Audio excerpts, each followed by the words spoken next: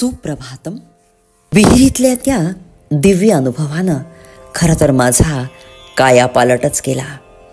माझ्या आयुष्याचं खऱ्या अर्थानं कोट कल्याणच झालं होतं. कडकडीत ब्रह्मचर्य, रोज 1200 सूर्यनमस्कार, अभंग गुरुनिष्ठा ह्यामुळे माझं शरीर सामर्थ्य आणि मनोबल वाढतंय हे मला जाणवू लागलं. एकदा चाफळच्या रामनवमीच्या उत्सवात अचानक एक हत्ती उन्मत्त झाला. माहुताच्या अंकुशाला देखील तो बधेच ना. स्वामींनी मजला आज्ञा केली, कल्याणा, अरे बघतोस काय, त्या हत्तीस ताळ्यावर आण ना. तो महाबलाढ्य हत्ती तर चांगला चवताळलेला होता. सगळ्यांनाच वाटलं माझं काही खरं नाही. हत्तीने मजला विळख्यात फसवून फेकून देण्यासाठी सोंडेचा आकडा केला. डाव्या हाताला सोंडेचा विळखा असताना सुद्धा मी खाडकन हत्तीचा एक दात लिलया उपटला आणि त्याला भग्नदंत केलं. संतापानं हत्ती बेभान झाला. त्यानं विळखा अधिकच घट्ट केला. उजव्या मुष्टीनं त्याच्या गंडस्थळावर जोर्याने प्रहार करताच तो महाकाय प्राणी धाडकन कोसळला.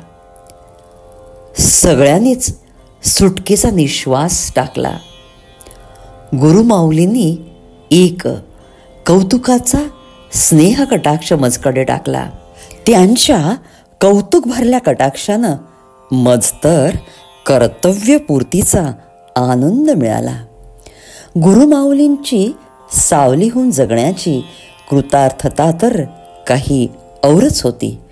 त्यांची छोटी छोटी कामं करताना मला आनंद वाटत असे. विडा कटून देणं, पाणी आणणं.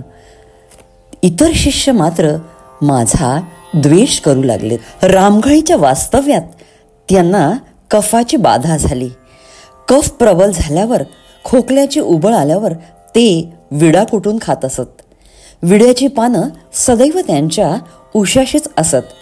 एकदा मध्यरात्री कफाच्या प्राबल्यामुळे ते फारच अस्वस्थ झालेत. माझी पानं संपलीत रे, कोणीतरी रानातून पानं आणा ना. बाकी शिष्य पर्यायी उपाय सुचवू लागलेत. स्वामींना मात्र नागवेलीचीच पानं हवी होती. मी काळ वेळाचा विचार न करता तडक रानात जाण्यासाठी निघालो.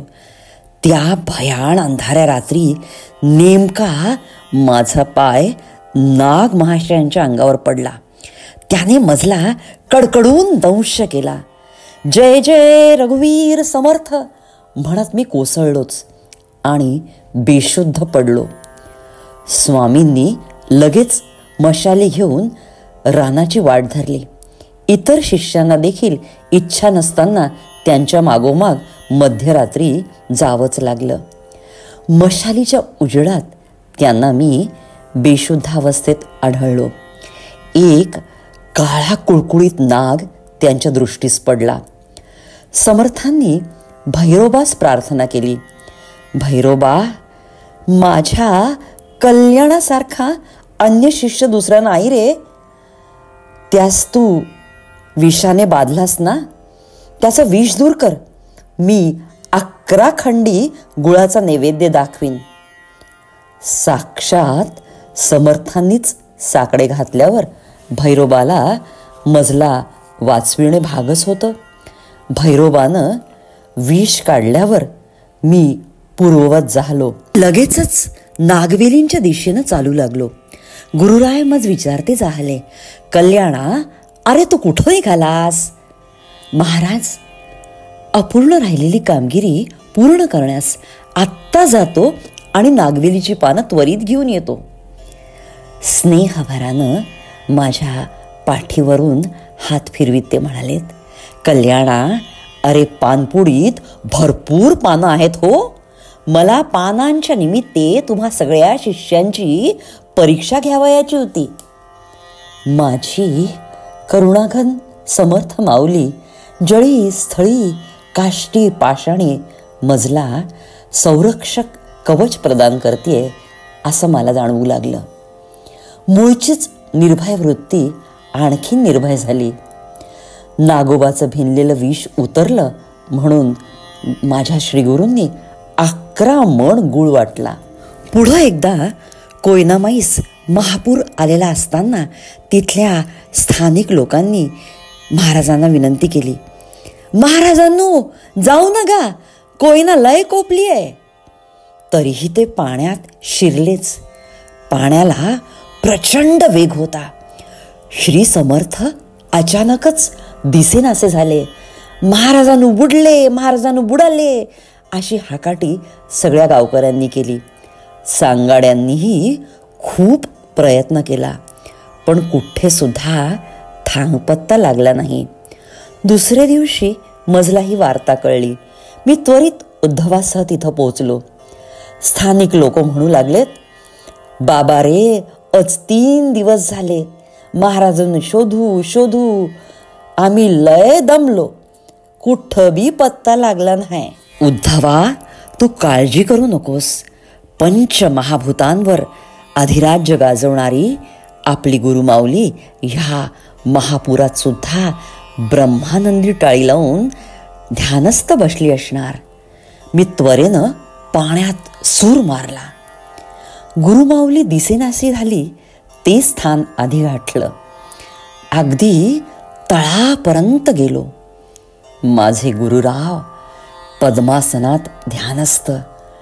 त्यांचं ते तेजस्वी रूप फारच दिव्य होतं.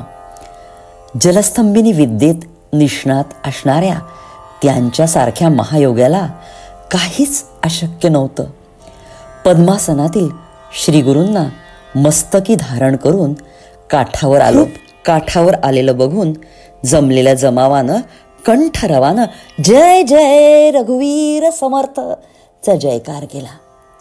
राघवाची पदे मानसी धरीनं विश्व उद्धरीनं हेळा मात्रे ह्या श्रेष्ठ परमार्थ उक्तीनं सह्याद्रीच्या कडे कपाऱ्यात चैतन्य निर्माण करणाऱ्या राष्ट्रगुरु श्री समर्थ रामदासांना आणि अनन्य भावानं गुरुसेवा करणाऱ्या समर्थांच्या शिष्योत्तमांना श्री कल्याण स्वामींना माझे कोटी कोटी प्रणाम.